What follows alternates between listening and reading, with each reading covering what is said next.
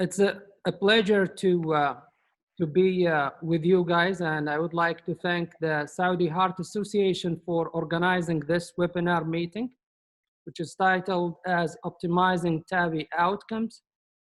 And we thank Medtronic Company for sponsoring this webinar.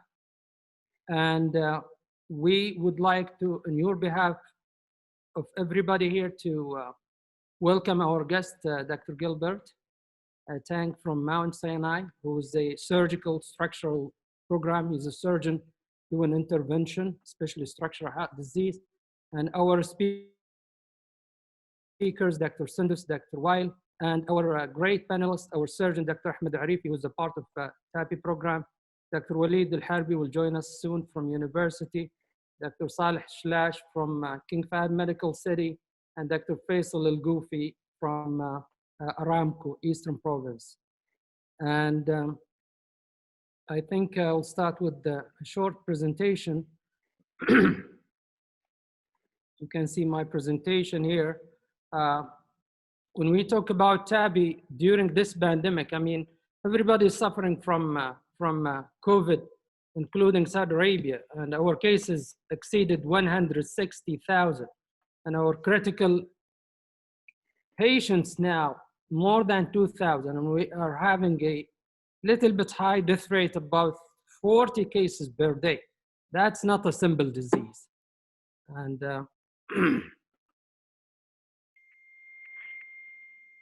this is one of the old picture. About 10 years ago, we started the program with Ison Mikef and Jack Lips, brought by Medtronic to our center. And I think we made an article for a local recommendation here, depending on the international recommendation, which is already published. And we went through all the problems and the recommendations so far. And as you can see here, the main recommendation was for symptomatic severe aortic stenosis to be done if they have a problem, especially if they presented with a reduction in the ejection fraction while they are inpatient, or especially, which will be mostly secondary to severe aortic stenosis, or if they are presented with a class 3 to 4 New York Heart Association congestive heart failure type, or a syncopal attack, most probably due to aortic stenosis. And the precautions should be taken by all the institution. As we know, it is a TAVI era, and everybody have his infection control in his hospital, where they recommend a lot of things in those timing. Who should we treat? And I think this is one of the most famous recommendation by both SCAI and ACC, mainly the symptomatic severe aortic stenosis as inpatient with a new onset reduction of ejection fraction, syncopal attack, New York Heart Association type 3 to 4, or symptomatic patient with a severe AS and they are outpatient and there is a documentation of new reduction in their ejection fraction, or again, either having a syncopal attack or New York Heart Association 3 to 4 congestive heart failure. Minimally symptomatic patient, severe aortic stenosis with a class 2, you can consider doing them. The severe asymptomatic aortic stenosis, you can defer them. The telemedicine, most of us, we are doing this nowadays, even for the virtual clinic. The threshold for SAVR and TAVR is changing, and most of the people, even the surgeon, tending to go for a TAVR rather than opening a chest of a positive infected type of patients. And again, the telemedicine, you can use it, share it with your colleague, and while discussing the cases. The policy, as we mentioned, it's a local judgment per hospital or an institution, and most of us, we did a few cases during this pandemic, and still I think we are living in the highest, in the peak. Now we are at the peak in Saudi Arabia. We are seeing more positive cases, more sick cases nowadays from TAVI patients in general. the cases must be, those cases, as we say, should be done maybe during the admission, or if they are sick and with that recommendation, you have to bring them. Careful consent, you have to explain more stuff this time. And I think the main recommendation is to go with the infection control regarding the personnel and PPEs and everything, in addition to be minimalist approach, try to avoid general anesthesia, try to make it easier and rapid procedure, and in the same time, more rapid or early discharge. And I think we will switch to our next speaker, our guest, Dr. Gilbert Tang, and he will talk about a single-digit pacemaker rates in TAVR Cusp-Overlap technique. Dr. Gilbert.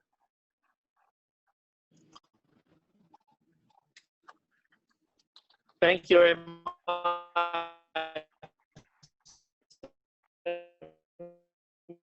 We have a little bit of problem with the voice.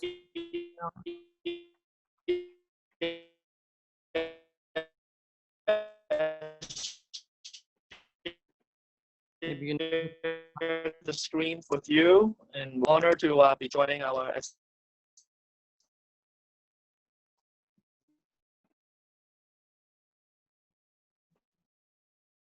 We can see the screen, but no sound, ya shabab.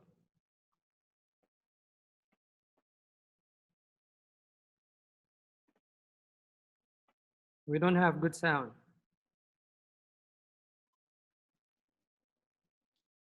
Can you hear me now? It's very difficult to hear you, Dr. Tang. Yes? Yes, this is Okay. better. Yes. Can Now, you hear me? Yes, the screen is separate from the. yeah, maybe you have two separate. From the sound. I'm calling here. I can hear two separate. One is my phone. Okay. Last night was nice. Share good internet.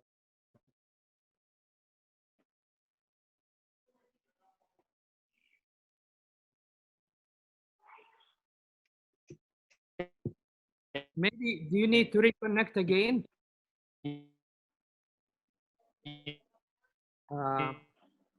What about we take Sundus presentation while you are reconnecting, Dr. Tang?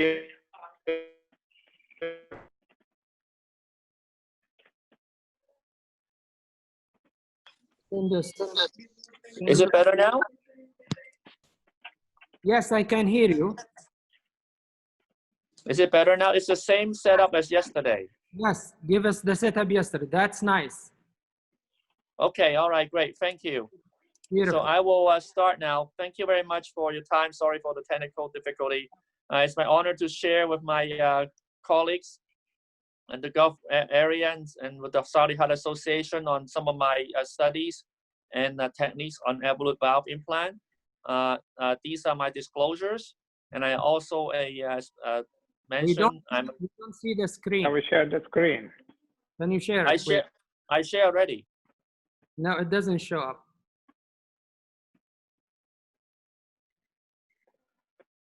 The sound is good, but we need the screen, please. Not yet. Oh, here. Oh, I think. Hold on one second. Maybe I know why. Sure, sure.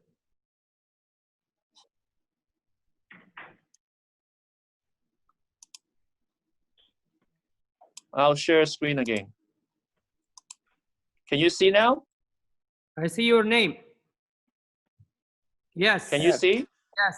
Just make it bigger. Okay. Excellent. Yeah, the internet is not very good. I think it's because of the time difference with Zoom. That's always been a technical problem because of the so many people are on that at the same time at the platform. It's a major problem with the Zoom. So, any case, I hope you can hear me now. Beautiful. And I will continue. Very nice. So this is my disclosures, and I'm an interventional surgeon, not a cardiologist. And I'd like to also recognize Dr. Yashka Misha for pioneering this technique and Dr. Gada for popularizing this technique to make it a new standard in Evolut deployment. So we know that in younger and low-risk patients for TAVR, to match the results of surgery, safety is number one. We need to aim for no strokes and no complications. We should also try to minimize the risk of new left bundle branch block and permanent pacemakers, given the long-term potential adverse effect. And finally, lifetime patient management with coronary access and reduced TAVR. We know that new left bundle branch block in TAVR is not benign. Ranges 15 to 75% across different valves, and it's already been shown to be predictive for higher mortality, more sudden death, less LV recovery, and more permanent pacemaker, as shown in this European Heart Journal meta-analysis. We've also identified some predictors of new left bundle branch block after TAVR with Evolut valve, you can see here, including the modifiable risk factors, such as implant depth, and also annular perimeter oversizing more than 20%.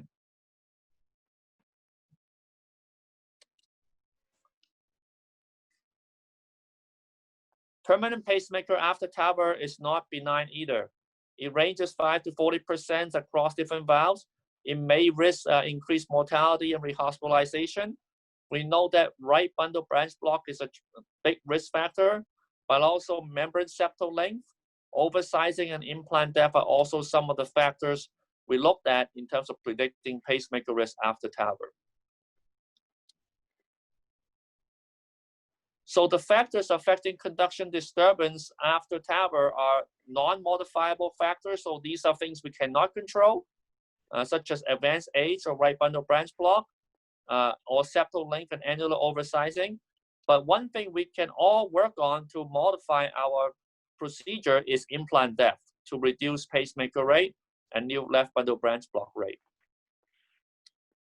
This is a picture of the anatomy of the membranous septum. It's typically located in the base of the right non, that triangle in the white dash area there. Or if you look at the right figure, the MS, the membrane septum, and that's where we can impinge and cause new left bundle branch block, which is goes underneath with the His bundle, or even a complete heart block.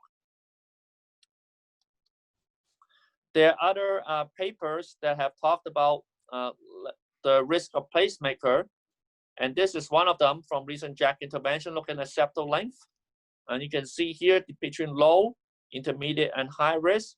If you implant the Evolut valve above the septal length, your risk of needing a new pacemaker is significantly decreased.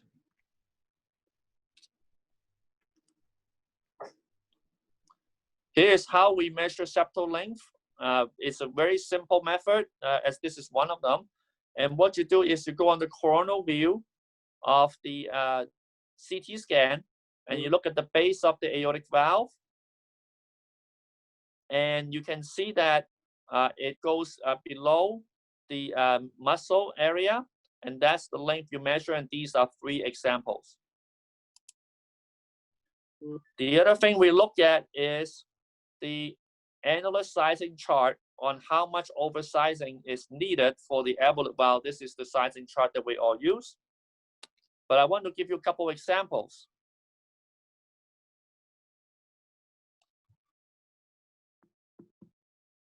So here you can see a patient with an annular perimeter of 72.1 millimeters, but the LVOT is 68.5 millimeters.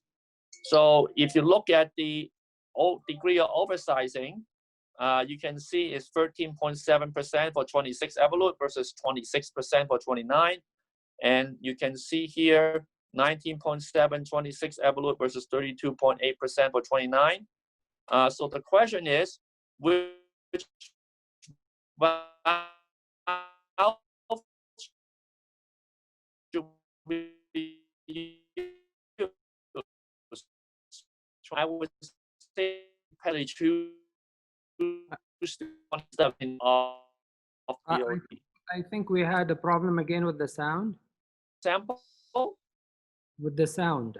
You can see here when the screen moves forward.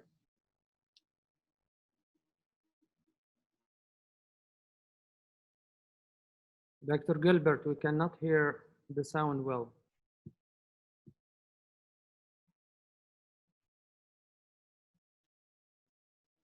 Dr. Gilbert?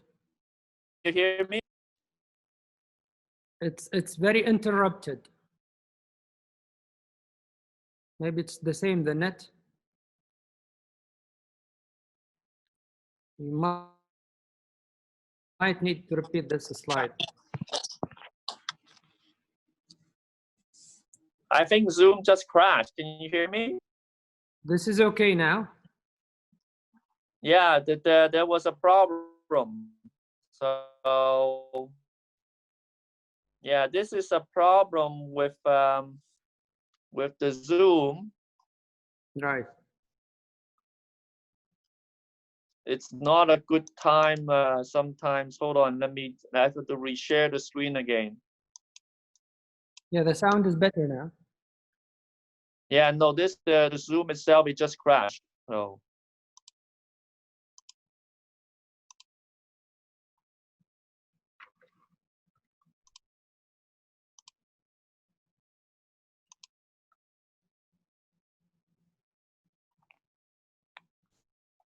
okay.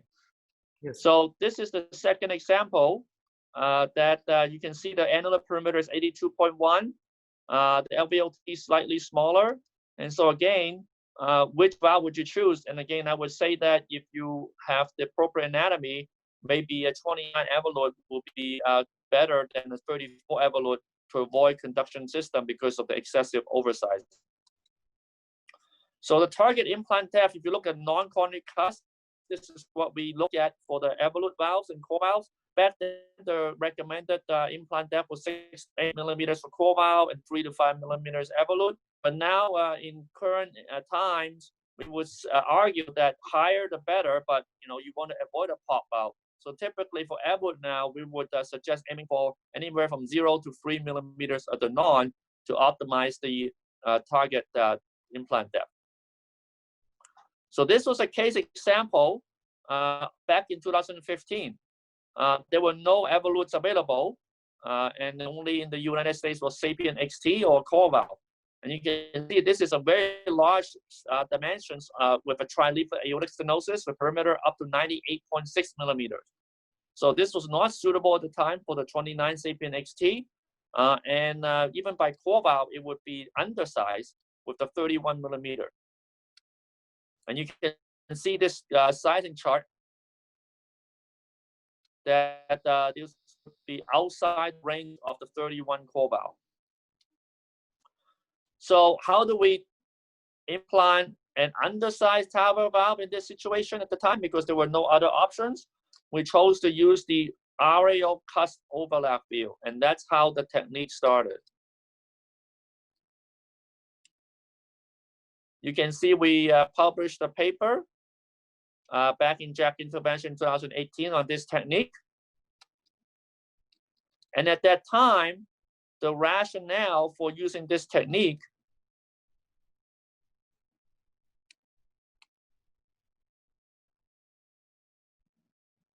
was to allow a higher implantation without pop-out, especially in a very large annulus like you saw earlier with minimal oversizing. That was the initial rationale to do this, because obviously at that time, no one was concerned about pacemaker or conduction system. So this was the paper that shows how the classic core valve or Evolut technique was developed. So you have a coplanar view, then you go to the letter B, then you take the parallax out of the inflow catheter, you see the core valve swinging across the annulus, and you deploy it that way, and then you assess the implant depth at that time. However, if you look at the Cusp-Overlap view, you can see that when you go into aerial caudal projection, the initial parallax of the delivery catheter is already gone. So you do not have to adjust the Fluoro C-arm angle much more. Also, you see that as the valve flower, this is a 31 core valve, that it takes much shorter distance visually to engage the annulus so that you can go to 80% deployment and assess the implant depth. And this is how this technique started originally. If you look at the CT scan to understand the mechanism of why this may be a preferred technique, you can see on this figure that the actual core valve or evolute flowering direction is the same. Whether it's letter A or letter D or B or E is the same. Nothing has changed. But when you see where the operator view is on the top, where the white arrow is facing the right RCC, the right cusp, versus the Cusp-Overlap view where the operator view is now shifted to the short axis of the annulus, that's where you see the difference. So in the top panel where you have the traditional view, the flowering direction of the evolute is now longer and takes, and also the catheter you can see is less center across the annulus. If you look at the Cusp-Overlap view, the flowering direction is shorter and also the catheter appears to be more centered across the annulus.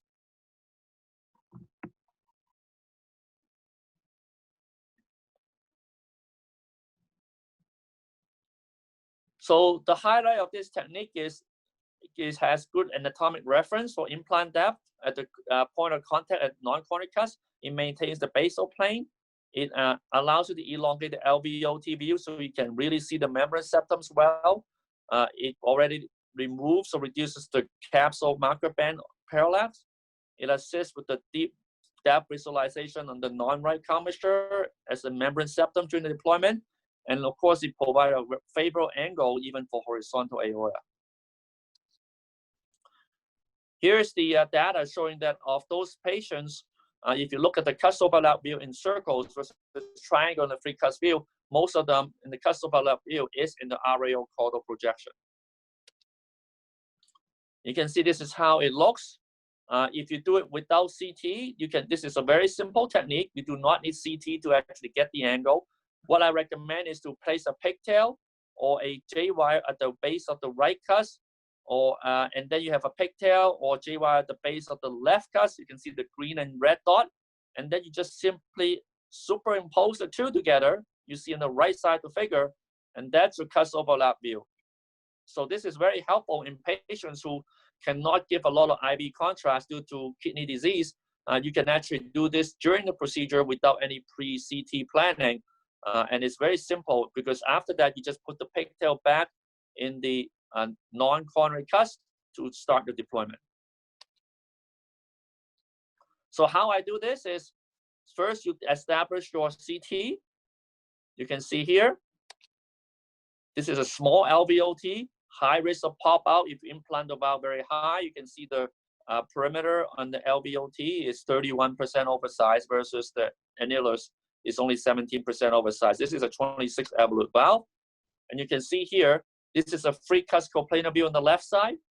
And you can see, I just simply rotate this, look for calcium landmark, and do the Cusp-Overlap without any kind of pre-CT planning. And then you can see next case, you can start the Cusp-Overlap view. You can see the parallax of the delivery catheter is already gone. You can see the pigtail at the base of the non-coronary cusp. And you can see at the 80%, you look at the inflow, and if there's no parallax, you look at the depth. You can see it's almost zero at the non, but we push the catheter in to make sure there's no risk of pop out, and then we can deploy afterwards. And you can see at the right Cusp-Overlap or RAO caudal view without the parallax that it's an optimal depth about 1 millimeter at the non-coronary cusp with no conduction system issue and no pop out. So again, when you look at this particular example, when you cross the valve, there's really no parallax with the evolute delivery catheter in this view, and that's the beauty of this. And you can also see when the valve starts deploying, the capsule delivery catheter is near the center of the valve. It's not off one side. So when you see the evolute valve flowering, which is the next slide, you can see it's more symmetric. You don't see as much on the swing towards the right side of the Fluoro screen when you deploy using this view. And you can see here, this particular case, we're targeting nearly 0 millimeters to allow the symmetric expansion and also avoid a conduction system problem. You can see again here with this technique at 80%, you assess the depth, and then you do a very controlled release with the best practice, meaning you pull back the stiff wire to center the nose cone.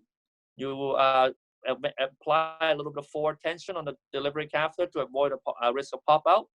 And then you release the valve very slowly under control pacing. And you can see here with this particular implant view with optimal depth using a 34 Evolut valve with no conduction system issue.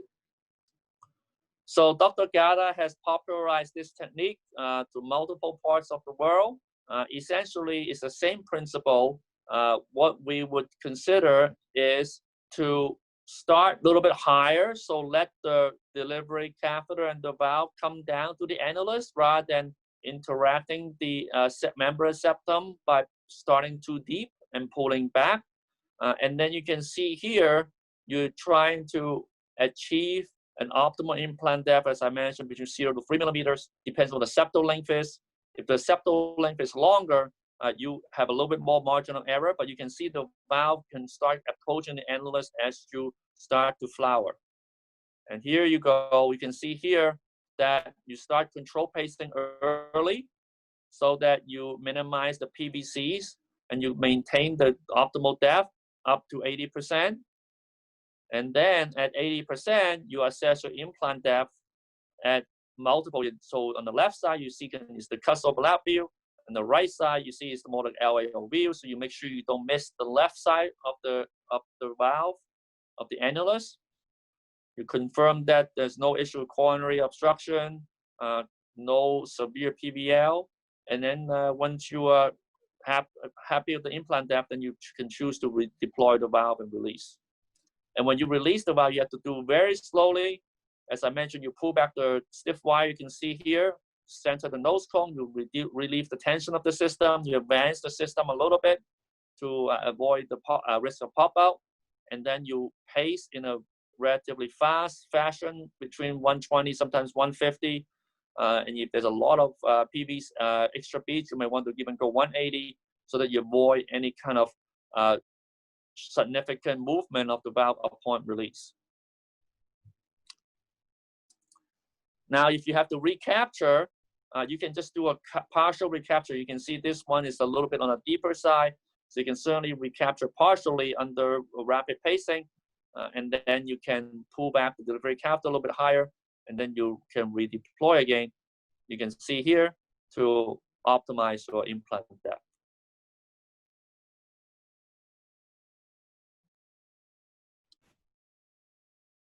So here's another example, 34 Evolut R with the Cusp-Overlap view. You can see we start relatively high and let the valve come down towards the annulus. And you can see here on the LAO view to make sure that it did not miss the left cusp. And then after the deployment, you can see here, it's really nice depth, no conduction system issues.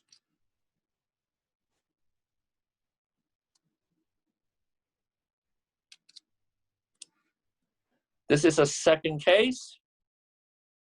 You can see the delivery catheter tracking with the outer curve. We'll talk about that in a moment.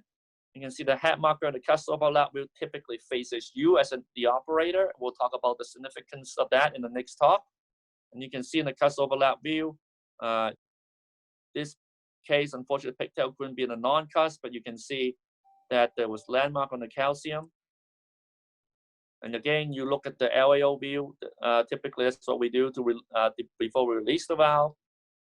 You can see here no issues with the conduction system, and the implant depth was quite good. And we go ahead and deploy the valve. You can see here, it's a really nice shallow implant. This is the third case, 26 Evolut Pro. Again, you can see this is a Cusp-Overlap view again. You can see the parallax is gone on this view.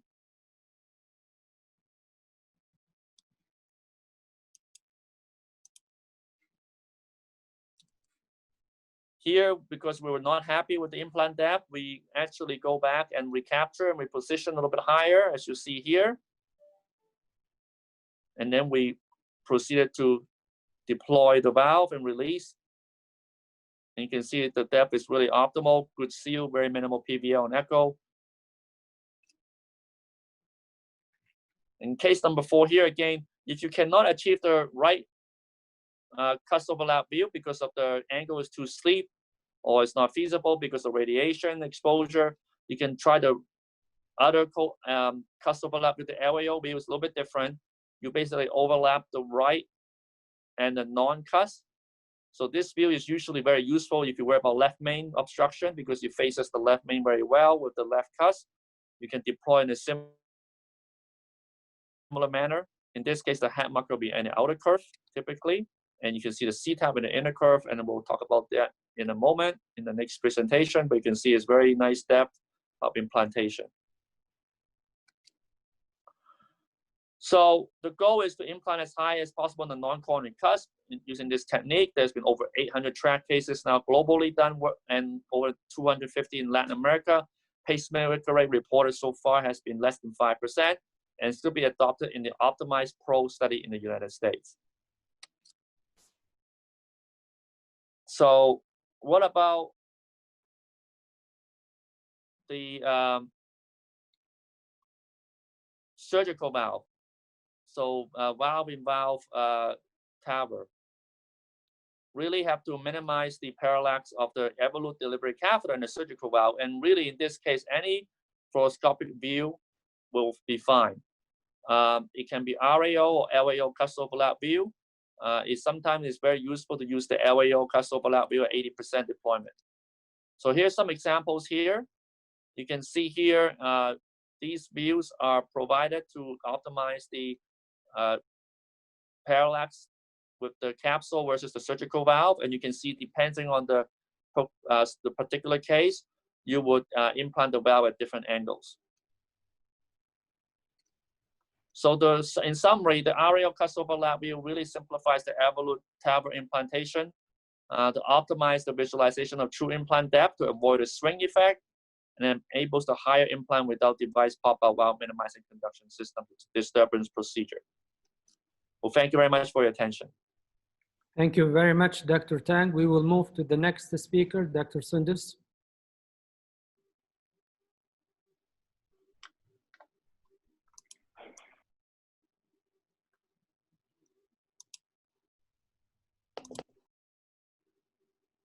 Okay, everyone can hear me? Yeah. Yes. Okay, so my talk will be basically a 5-minute talk for optimizing a case, basically. So I'm going to try to compensate for the time with the technical difficulty. So I'm going to go very quickly in this case. No problem. This is an 82-year-old gentleman who has a background with hypertension, bronchial asthma, and benign prostatic hyperplasia. His main symptom was heart failure, and he was admitted in relation to Dr. Balghai's talk. He was admitted on the 4th week of March after the announcement of the pandemic by the WHO and the announcement of the first case in Saudi Arabia. His lab results were mainly within normal, with the exception of the pro-BNP within the higher side. His ECG is a left bundle branch block, which is a very crucial, important information to decide about the valve that you're going to use.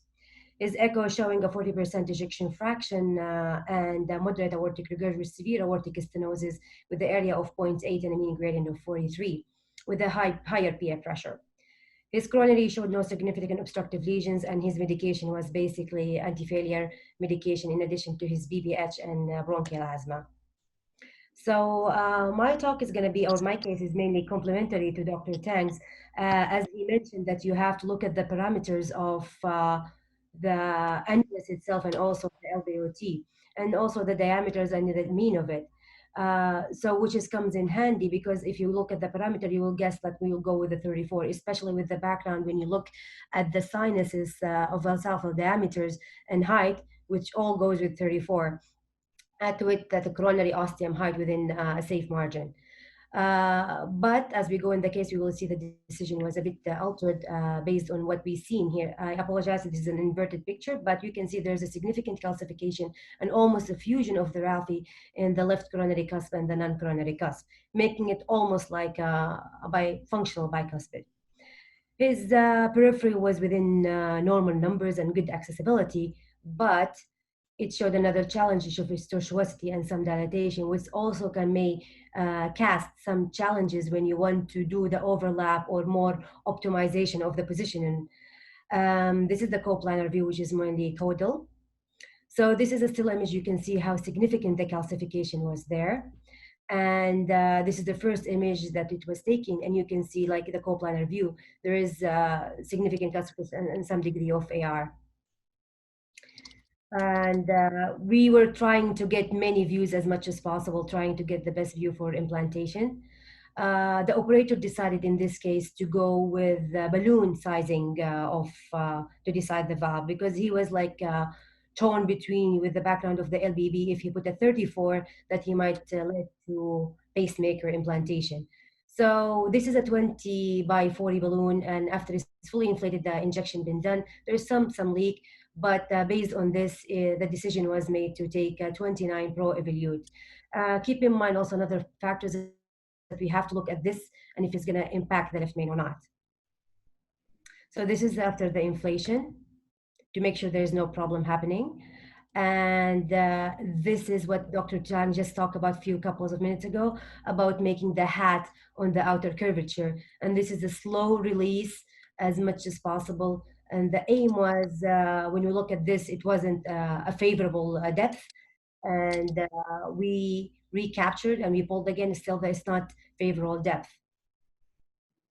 This is the final picture. We can see that it's basically 3 millimeters. We would want it to go upper, but already by this stage, the operator has captured at least 3 or 4 times. And we know with this situation, you don't like to capture a lot and you compromise the hemodynamics of the patients, or maybe lead to a stroke. But we weren't happy with the paravalvular leak results. So unfortunately, it wasn't cine, but we can see there's another balloon was taking, and it was 26 by 40 balloon and inflated, I think twice, and improve the paravalvular leak, but unfortunately still there's some paravalvular leak, and the patient ended up with mild to moderate paravalvular leak. Another picture we're taking to make sure about things, and this is the panoramic view to see how is the structure of the valve itself. In summary, the good preparation and understanding of the anatomy of the peripheral and the aortic valve is very crucial and important. Reviewing the CT and the anatomy of the valve itself is very important. Still, nevertheless, the sizing is very crucial, yet it can be challenging sometimes, and the decision sometimes will be according to the clinical situation, as Dr. Tang has mentioned in the previous talk. We can have to keep in mind there is a risk of stroke and pacemaker or coronary obstruction, or even future coronary accessibility risk. So we have to put all this together in the patient to decide what is the best option for the patient. Thank you very much. Thank you very much, Dr. Sindus. And I think we'll have like 5 minutes for discussion, and I will start asking Dr. Ahmed Al-Arifi, who's our surgeon. Now, you are operating with us for the TAVI. Dr. Arifi, do you hear me? Can you unmute? Yes, I can. Yeah. What is your perspective with your long history in the surgical bioprosthetic valve, like positioning wise? Like, here we are changing, our technique, trying to avoid the complication we are having, especially with the, doing more higher up a implantation like the Cusp-Overlap. How you fix that, or from your experience, can you give us some idea, and or what you do exactly? Thank you, Mohammed. Thank you, panel and speakers. And I think it's a wonderful talk with Dr. Gilbert, and wonderful talk with Dr. Sindus, which represent really a wide spectrum of experience. And going back to your question, Mohammed, I think what we're trying to do now with the TAVI, and it's going back to trying to implant a valve in an anatomical position, similar to a surgical implantation. And if you look at the slides of Dr. Gilbert initially, where he shows the position of the conduction system and the relation of the interleaflet triangle, and where the implantation of the valve has to be annular rather than into the left ventricular tunnel. This will provide a balance for the valve to be in position and avoiding a bob out, and at the same time preventing the valve to be in a lower position and will start compressing into the conduction system. I think this has been manifested in both ways, manifested in a recent development for the Cusp-Overlap and also in the recent development for the commissural alignment. And all these, I think, advancement in the TAVI implantation, it goes to the direction of anatomical implantation of the valve, which is a surgical valve. Excellent. Dr. Tang, the septal length and the imaging system, do you insist for them to do those like millimeter to measure it for you in each case as a routine, or just you do it yourself? Yeah, no, I mean, as a TAVR operator, we do all our own analysis. We don't rely on the radiology measurement because they're not implanters. They don't have the same contextual analysis that we do. So yeah, no, we routinely do our own measurements, and that I show on my presentation. It's a good estimation, and it's been published before with this technique, and it's a relatively easy way to do it yourself. It's not that technically demanding. Excellent. Dr. Faisal Al-Goufi from Aramco. Where is your practice nowadays regarding the Cusp-Overlap? Are you adopting this new technique? Thanks for Dr. Tang for his talk. In fact, Nick Piazza from McGill has been trying to make us change our mind about the ring view since 2013.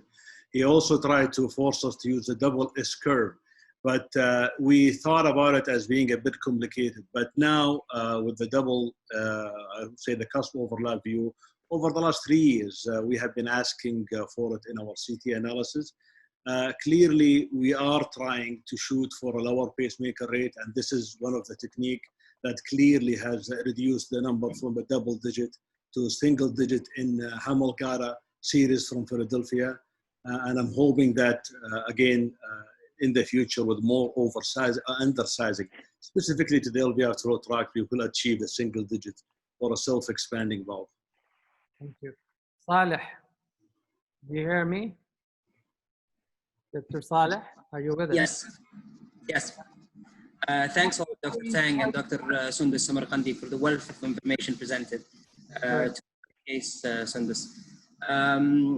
Honestly, we've started with 3 cusps, and then when we first adopted the 2 cusps view, we would start in 3 cusps and then go in the 2 cusps and look. And for the first few cases, we only did the patients with normal renal function so that we can check in both 2 views, which made the procedure a little bit longer. But now I think we have a bit of more faith in the 2 cusp views.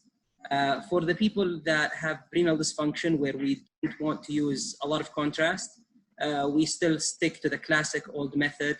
And I think it just has to do with the familiarity. We're familiar with how to deploy the valve in 3 cusp view, and we stick to it if we want to use less contrast. Okay, Dr. Gilbert, we are back to you. And I think if you are ready to share your screen for the next presentation, which will be commissural alignment and how to re-access the coronaries post-TAVI deployment.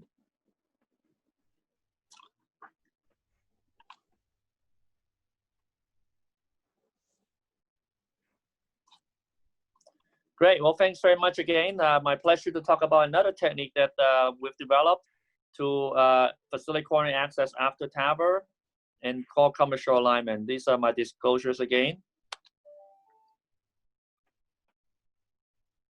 So we talked about these 3 important points for younger patients undergoing TAVR, and the last one, lifetime management,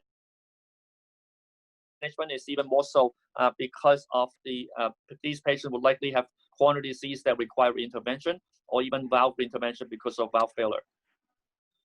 So we know that these patients typically have CAD, need for cath or PCI, and also when the TAVR valve degenerates, needs to be redone. Either options would be redo TAVR or surgery. So it depends on the anatomy, root type, and also the device type that you implant during the initial TAVR to be able to determine whether these are feasible. And so it's important to understand the anatomic relationships. This is a table that we recently published on an editorial talking about some of the factors determining feasibility of coronary access and both of them had the important point of looking at commissural alignment. This is a paper that we published before on the state of the art of review in JACC. Look at some of the anatomic and device procedural factors affecting coronary access. There's actually an app you can download that Mount Sinai, Dr. Keeney, Dr. Sharma, and I had to develop together, looking at balloon and self-expandable valve. After, if you want to do coronary angiography or PCI, some of the catheters and techniques that you can use. And this is available for free to download on your Apple or Android platform. There are some recent papers now talking about what factors predicts commissural alignment and also coronary access. You can see in this particular paper, looking at Evolut valve in terms of coronary access, you can see interference by the commissure. Looking at here is one of the factors. And if you have a very small angle between one of the commissures and the coronary artery, it's going to make coronary access more difficult. This is another paper looking at what is the percentage of the time that different parts of the transcatheter valve faces one of the coronary arteries and making the coronary access potentially difficult. And you can see with the self-expanding valve, you can see about 20% of the time, the commissural pulse is one of the factors causing difficult coronary access. In the balloon expandable valve, it's less, but it's still around 8 to 11%.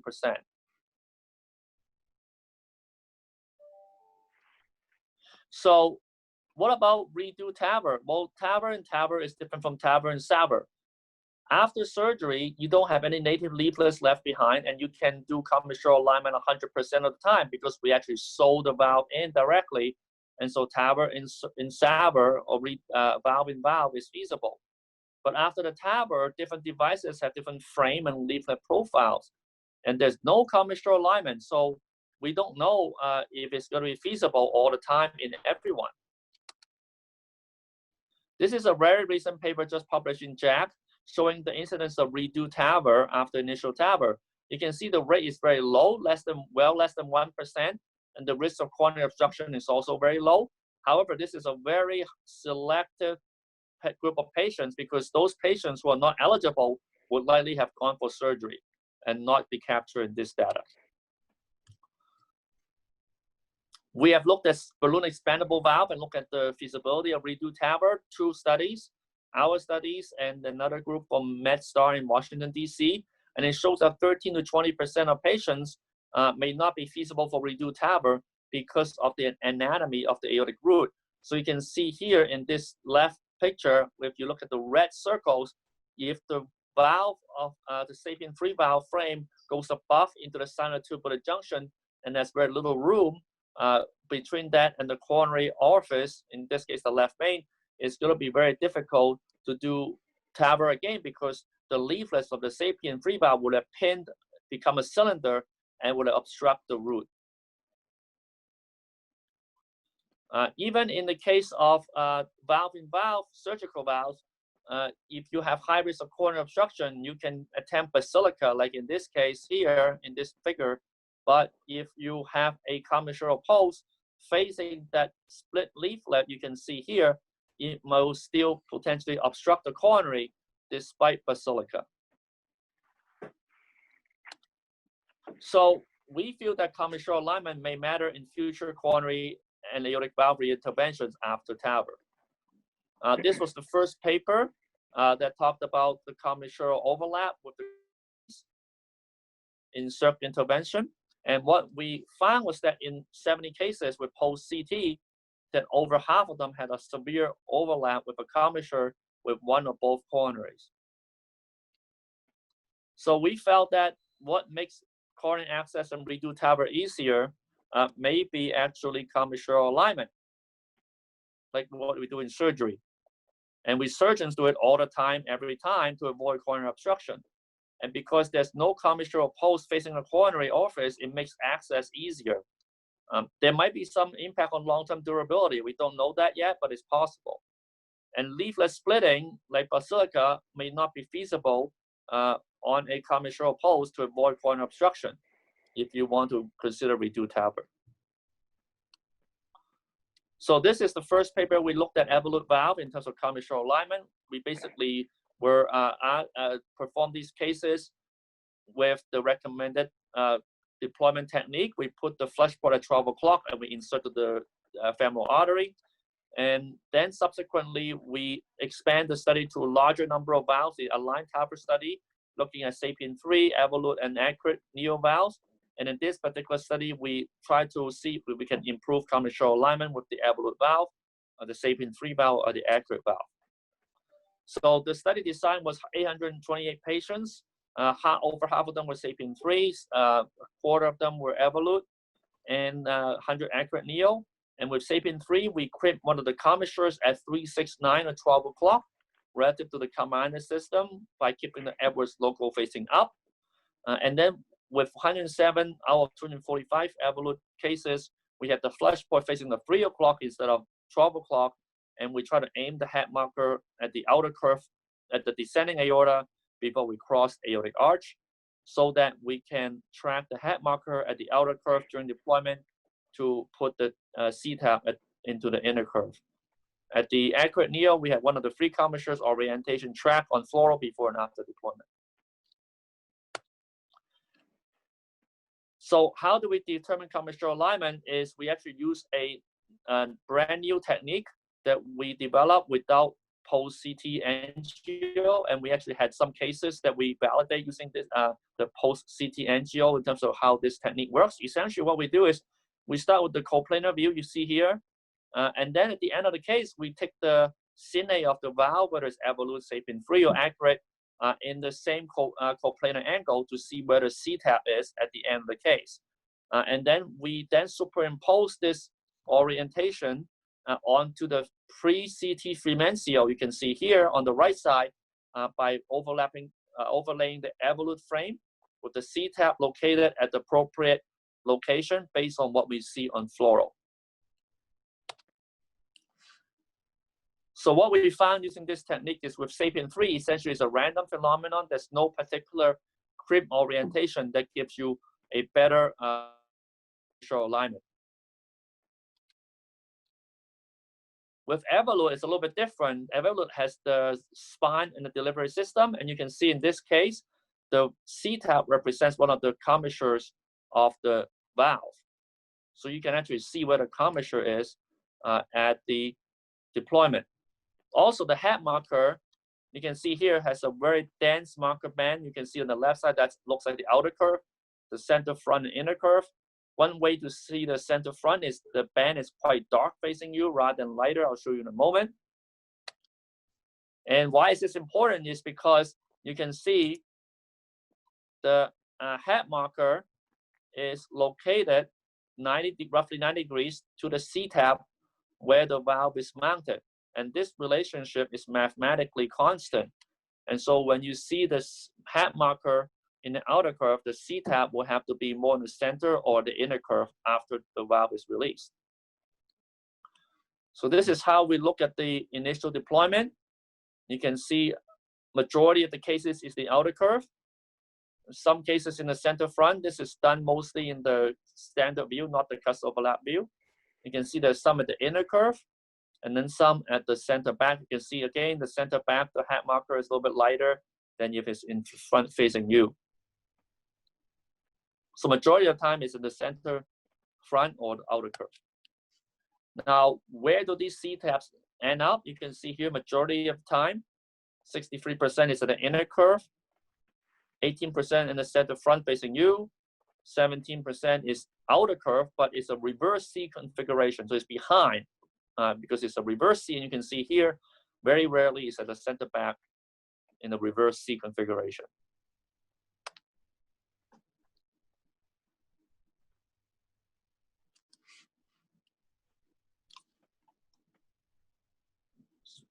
And you can see now the graph here showing that when the head marker is at the inner curve or center back, the incidence of severe overlap is much worse than if the head marker was positioned at the outer curve or center front initially at the time of valve deployment. You can see 66% versus 15% facing the left main, 51% versus 7% facing the right, and 40% versus 2.5% facing both coronaries.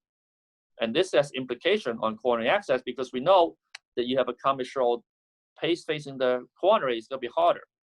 So here's how it works. You can see this is the same example that I've shown before, but this now you can see a low-risk patient using a standard coplanar caudal view to deploy the valve. You can see the head markers in the outer curve. And you can see here that once the valve is, the head marker, the C-TAV is at the inner curve of the valve with the coplanar view. And on the CT scan here, this patient is part of a low-risk CT substudy, has the commissural alignment here pretty well achieved. And you know that mathematically, this has to be the C-TAV on the commissure. And this patient actually had to return for angiography because angina symptoms. There was no coronary obstruction, but you can see here it's relatively easy to reaccess the coronary because of commissural alignment. You can see here you can do a selective angio on both coronaries. So what we next try to do is to insert the delivery system with the flush port facing the patient's left side at 3 o'clock rather than 12 o'clock. And we try to track the head marker along the outer curve of the proximal descending aorta before we cross the arch. It's important to do that. Once you cross the arch to the annulus, you should not twist the catheter because there's will be excessive store tension. So we only do that if necessary in the descending aorta to check for the outer curve position. And then depending on how you deploy your valve, if there's a classic view, or the LAO view, your head marker is an outer curve or center front, and the Cusp-Overlap view is typically at the center front.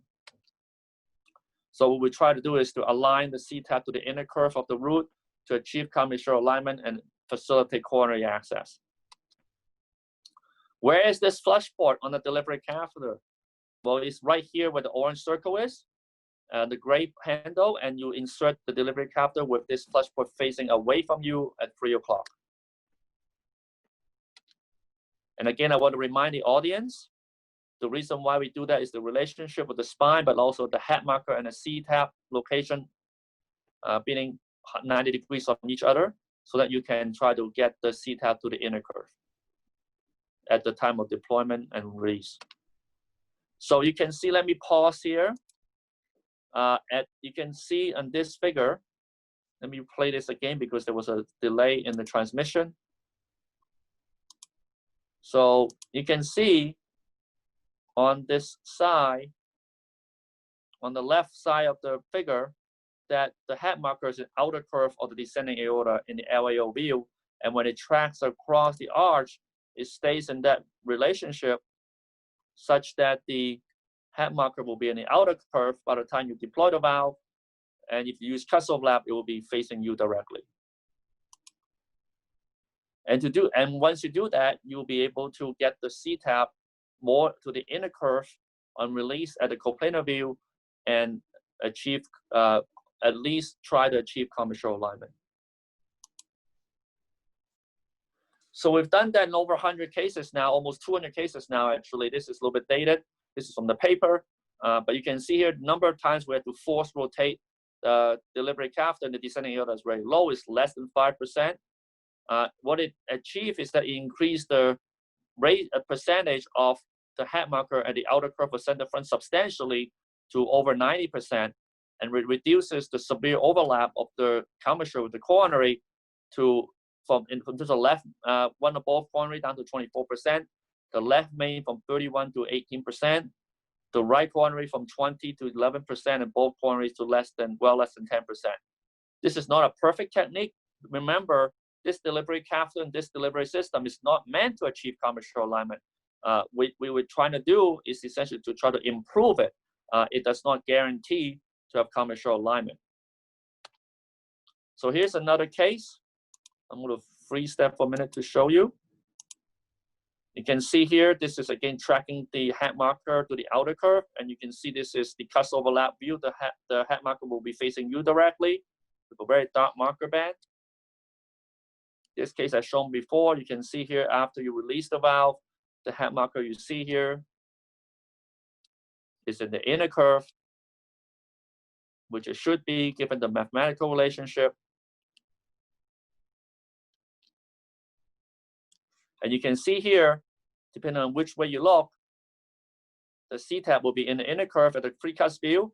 If you look at it from the Cusp-Overlap view, the C-TAV typically will face the right side. So you do have to rotate the C-arm to confirm that is the C-TAV, not the other way, not the black one.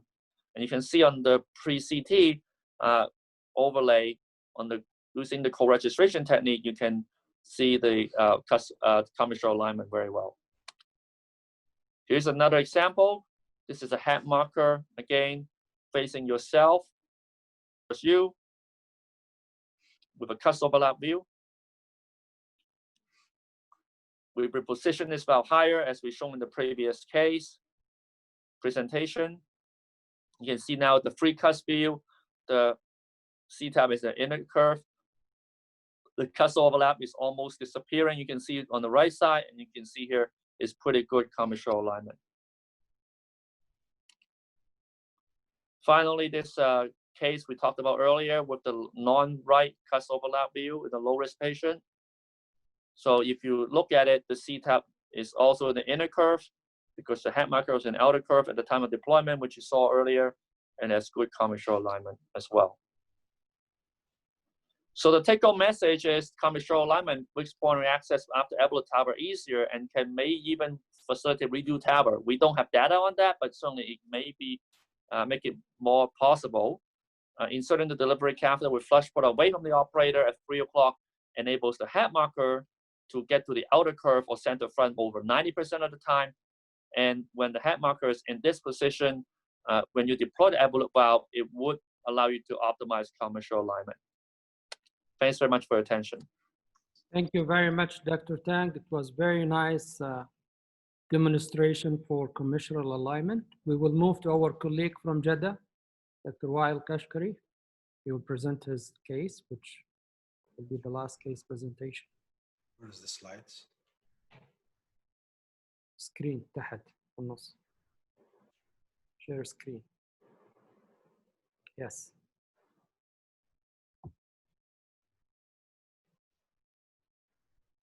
Hi, everybody, and thank you for invitation, Muhammad, and thank you for the Saudi Heart Association who gathered us together in this very nice meeting. It's very difficult to give a talk or to show a case after Gilbert Tang, but I will try my best. So my talk is to show a case that demonstrating Cusp-Overlap and commissural alignment. We adopted this technique, or I would call it fine-tuning, and we found it is very beneficial. Once you start to do it, you will get used to do it faster and faster. And at the beginning, we used to think that we got to spend more time for no reason. And I will tell you, it's worth to spend time for such optimization. Our case, without further detail, he is 69-year-old man who had severe degenerated aortic valve stenosis with mild to moderate coronary artery disease. His ejection fraction is 40%. His perimeter is about 78, which correspond to 29 valve. All his other parameters look good, including the sinus of Valsalva. Just quickly, I will touch by the point that Gilbert said. This is the flush port. If you want to go for the best commissural alignment, it has to be at 3 o'clock, and keep hand on it. Look at it carefully while you are introducing the device, because when you, at the beginning of the case, while you are stressed, too many people around you, you will forget this important, I think, important part of the procedure. This again, shown, this is from the paper of Gilbert Tang. This is when you advance the device, make sure that your hat, it is on the outer curvature, because when you advance all the way, it will be, when you reach the valve, it will be at the greater curvature. This is the hat looking at the greater curvature. This is when you do the cusp overlap, it face you in the middle. This is the conventional TAV or the C-TAV. Already Gilbert talked about it. When you use the cusp overlap, as he said, it look more toward the inner curvature rather than facing toward you, because the relation is about 90 degrees. So this is the case. I show you the axis here because I want to tell the people we start to use one perclose and angioceal rather than put two angioceal, two perclose or three perclose. This is the case. We advance the device all the way in. As you can see, this is the areocaudal view. The hat, it is facing the greater curvature. I put this view because we start to use the broad technique, which is start to flare up here. We put the black marker at the mid of the tip of the pigtail. We start to unsheath the valve, and then we advance. It gives us better control, and we feel it is good to avoid maneuvering near the AV node as shown, as Dr. Gilbert showed us nicely. So this is the cusp overlap view. As you can see, there is no parallax, and the marker is just really at the plane of the annulus. One of the important thing, as he said, which is very important, that the wire should be free. No too much tension on it. Remember, you are implanting high. You have to have a good control of every single step you are doing. So while we are releasing in this view, I go to the LAO, then I come back to release in this view. We keep little bit tension forward to make the device to advance about 1 or 2 millimeters below the annulus. This is the LAO. This is again the cusp overlap view. You can see here the injection. I show you that really you are about 2 millimeters below the annulus. So this is the LAO. It look here, LAO caudal view or the implantation view or the working view. It shows you nicely you are about probably 1.5 to 2 millimeters below the annulus. Again, the wire, there's supposed no tension on it. I call it pre-release injection. We look at the coronary carefully. And as you see here, there is no RCA because small and dominant. It's a CERC dominant. Wire, it look good. You keep tension on the device, and you start and you continue to release. I do pacing at the release, and this is the final image on the cusp overlap view. The device we use here is the Evolut 29 Pro. There is a mild valvular leak. With the Pro, we wait a little bit, and this valvular leak subsides completely. Patient is doing well. So, in summary, cusp overlap, it is for us, it changed a lot, especially the rate of the pacing. It's really, for us, it's way below 5%. It's a single digit. Before we start this, it was about 8 to 9%. The commissioner alignment, we are trying our best. We haven't examined yet the theory by going back and doing a cath for a case, but we keep teaching the people when we are proctoring this new concept, and I found it easy for them to understand this and to practice it rather than make the older implanter to change their mind. Thank you very much. Thank you very much, Wael. I have a question for you, Dr. Tang, from the audience. Do you hear me? Dr. Tang? Yes.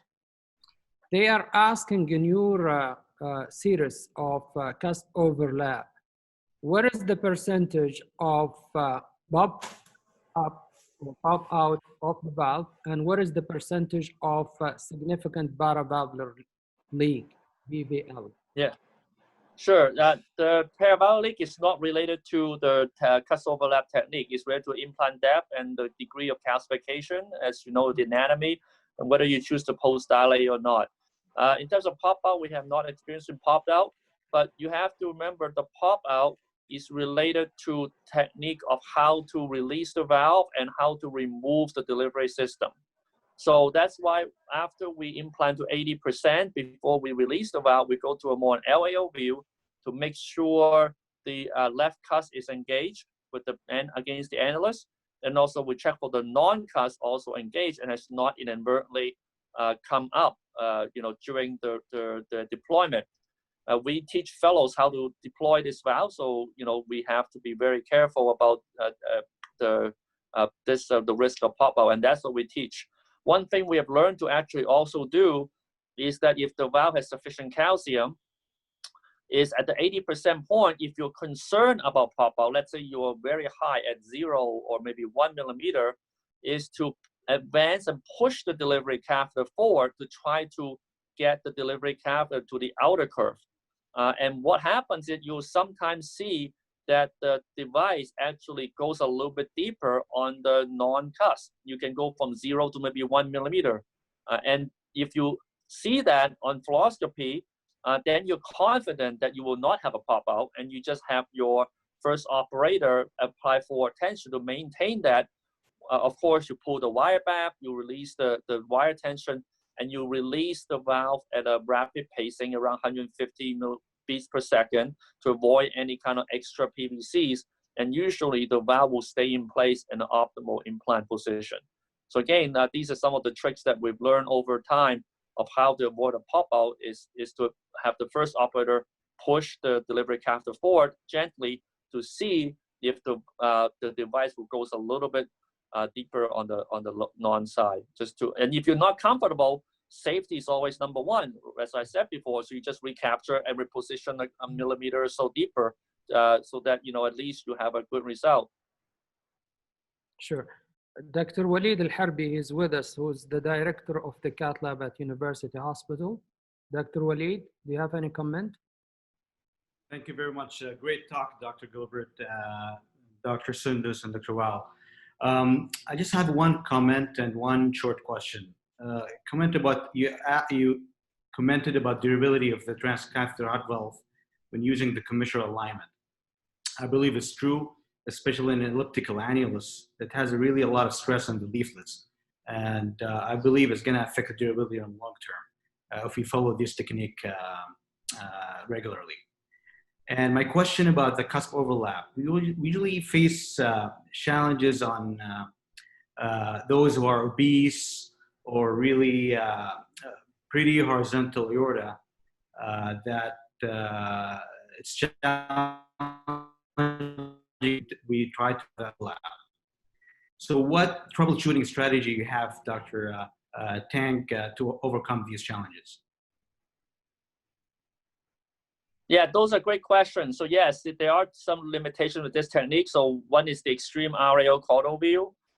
Two is, as you mentioned, obese patient where you have a high radiation exposure by going that angle and suboptimal image quality. And horizontal aorta could be a challenge in terms of getting that view because you might. We lost the sound, Gilbert. Do you hear me, Gilbert? We lost your comment. Dr. Gilbert?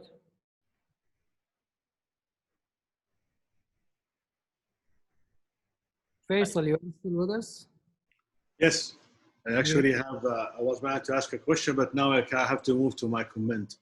We yet really need to see whether the commissural alignment really make a difference in the coronary engagement, and that's why we need a prospective data.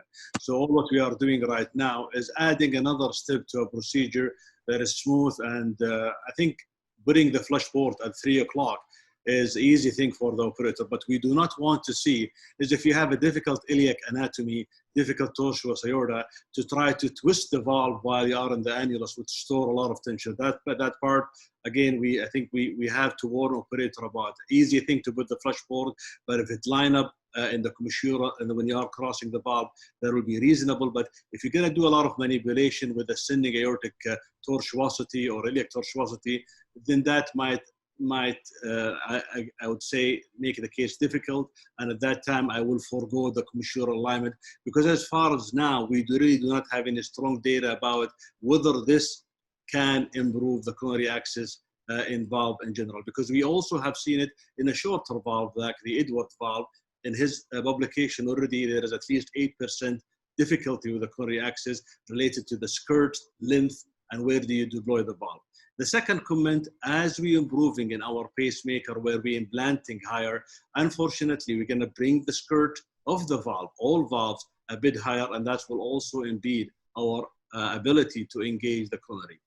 The alignment, the commissura alignment, I like Walid comment, it was basically a hot topic with the mechanical valve, always anti, if we have a surgeon in the panel, the mechanical valve, it is a big thing, the commissura alignment in order to allow for coronary flow. But with the bioprosthetic valve, all surgeons are able to achieve that. Again, we do not have the data to indicate that it affects the durability of the valve. We do have one publication from the California group, from the Cedars-Sinai, showing that there might be a slight increase in the central AI with valve that is malaligned, severely malaligned. Dr. Gilbert, do you want to take that? Yeah, sorry, I got disconnected again. Apologize. So just to go back to the previous point, so we do not rotate the delivery catheter unless it's in the descending aorta. So when we trap, we look at the LAO view, we trap along the descending aorta. We see the flush port, so the head marker is in the inner curve. We can try to do it, rotate it back to the outer curve. But of course, it depends on the anatomy, so we may not be 100% successful. But again, this happens only less than 5% of the time. So I agree that you do not want to force rotate, and you want to just be safe for the patient. Yeah, and absolutely, there's no data suggesting that coronary access is easier with commissure alignment. It makes intuitive sense, but of course, we know that coronary access after TAVR remains relatively low number. Many of them are in smaller programs who might not be familiar with TAVR.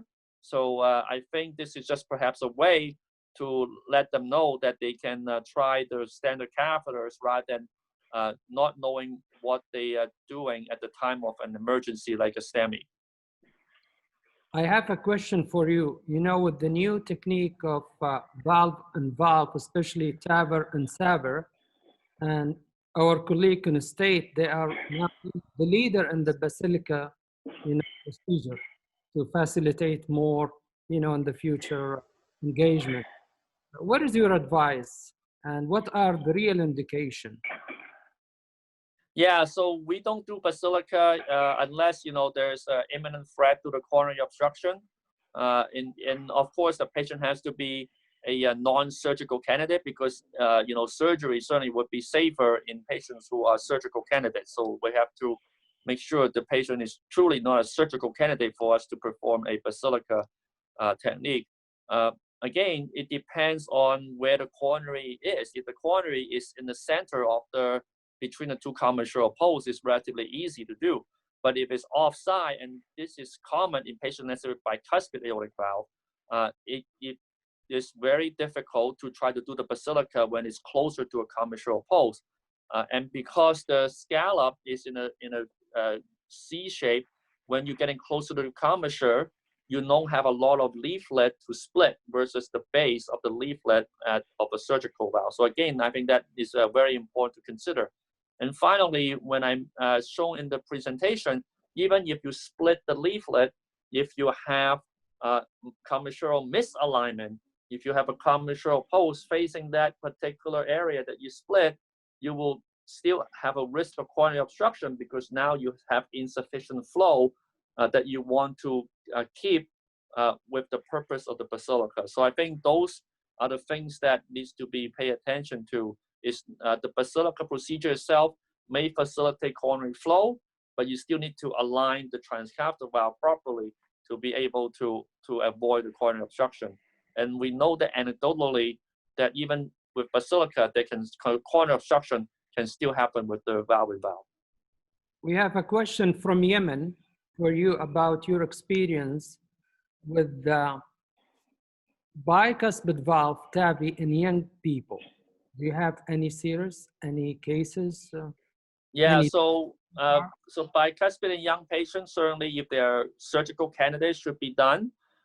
We have a Ross procedure expert who can do a pulmonary autograft and replace the patient's own valve with the pulmonary valve. And we know that that has a much better durability and longevity than either mechanical heart valve or a tissue valve. So, but in terms of TAVR, in bicuspid valve, we know from the data out there, there are some major limitations, such as paravalvular leak. Pacemaker is higher in bicuspid, and we don't know the durability of these valves because they often have against very calcified anatomy. So it depends on the anatomy ultimately to see whether TAVR is suitable between the different devices available, balloon expandable, self-expanding, or even mechanically expandable valves against these patients. The other thing that to make a note is that typically these patients are have a quite large anatomy. So the annulus are quite large, so may make the anatomy not suitable. They may also have ascending aortic aneurysm or aortopathy that would meet indication for surgical intervention. So we go case by case basis. I have a question for Dr. Sundus from the audience. What is your practice in your center regarding the anticoagulation and antibiotic prophylaxis for the TAVI patients? So regarding the antibiotics, we recommend all patients post-procedure that they consider them like for antiprophylaxis, the regular regimen, in regard of the because it's a bioprosthetic valve at the end of the day. In regard of the antiplatelets, there's so much data going on now, but at least in the current status, we keep them on dual antiplatelets for at least in the first 3 to 6 months, depending on the patients. Patients who are already in pre-existent anticoagulation, like in warfarin, for example, or DOAC, we keep them on it without any extra antiplatelets, especially that if they are in high bleeding risk. Last one, if the patient has been, of course, all the patients been subjected to coronary angiogram prior to the TAVR, and if they are having a stent, therefore by default, they're going to just follow the regular duration of that according to the stents and whatever risk classification the patient is under in terms of the bleeding risk or the ischemic event or thromboembolic events. Dr. Saleh Shalash, in the medical city, in which cases you consult the electrophysiologist? Usually when you... honestly, the new left bundles, we consult our electrophysiologist. And we still don't really have an established guidelines on what to do with the new left bundles. It's kind of a gut feeling and group consensus.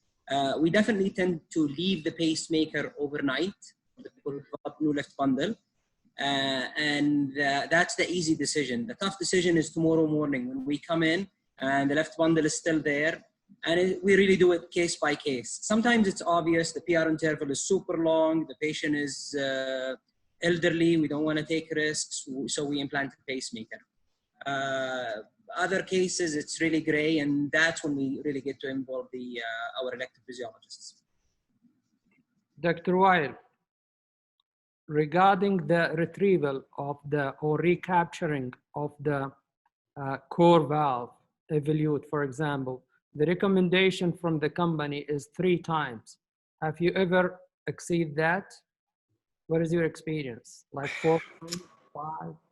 You want the truth or a political answer? Being a proctor and so the truth. We did it like one of the cases we captured up to 5, 6 times. So for me, if it is clearly damaged during, you feel the crack and the tracking and start to do noise, I would just take it out. But if it goes smoothly and obey my command, it go the hub in the left and things look great, I continue. Excellent.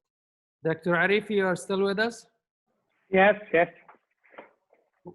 What is your advice from the surgical point of view? And now you are operating in the TAVI program for many years, or your colleague, interventional cardiologist. I think giving the title of the talk, Optimizing Outcome, Yes. I think I'm very pleased with the level of discussion and the fact that TAVI has matured into a level where we are starting to talk about safety, and we talk about zero complication.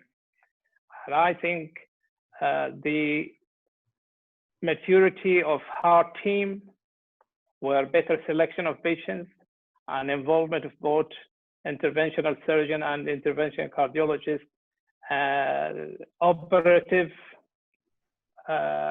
optimization, like what we have seen, from trying to reduce the level of heart block, to try to reduce the complication of ruptures, try to reach to a level where we are starting to implant TAVI in a surgical position. And of course, post-operatively, operatively, I'm still concerned about vascular complication. We are still not reaching to a level where we are comfortable. The level of vascular complication still, in many complications, around the best 5 to 15%. This is still not acceptable. So there are still room for improvement there. So I think the involvement of the interventions with the controversial cardiologist is really a very forward in that respect. Is Dr. Tang? I think I would like to ask a question to. I would like to ask questions, Dr. Kang, if he's around. He's with us. Yes, he's still with us. Go ahead. What is your view in a patients who present with morbidity? As we know, all patients with TAVI have significant comorbidities when they come. And one of the comorbidities is sometimes you find patients have moderate to severe mitral regurg. What would you do for this kind of patient? Yeah, that's an excellent question. So we actually have seen the people with multi-valve disease now, not just AS and MR, but AS and TR, or MR and TR. So it depends on the surgical candidacy of the patient. If the patient is surgical candidate, then we would still recommend surgery to fix both valves, especially if the underlying problem is both the AS and the MR, especially primary MR rather than secondary MR. If they are considered high-risk surgical candidates, then we would consider fixing the aortic stenosis first and reassess the MR and see if they can be done percutaneously, let's say MitraClip. And if not, then surgery is still an option, but at least now you're only doing an isolated mitral valve operation, repair operation, which is very safe in general, than double valve surgery. So I think it really requires the heart team input and approach.